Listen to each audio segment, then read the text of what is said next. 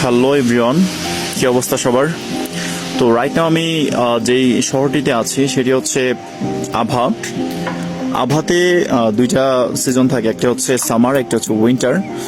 তো বর্তমানে হচ্ছে সামার সিজন চলতেছে, মানে তুলনামূলক শীতের থেকে তাপমাত্রাটা একটু বেশি থাকে।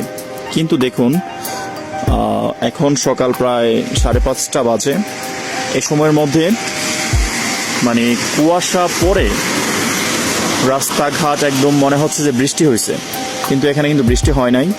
কুয়াশার এত মানে প্রখরতা, কুয়াশা এত বেশি পড়তেছে, মনে হচ্ছে যে বৃষ্টি হইতেছে, কারণ যে এই কুয়াশার যে ছোট ছোট বিন্দু কণাগুলো সেগুলো বৃষ্টির মতো পড়তেছে।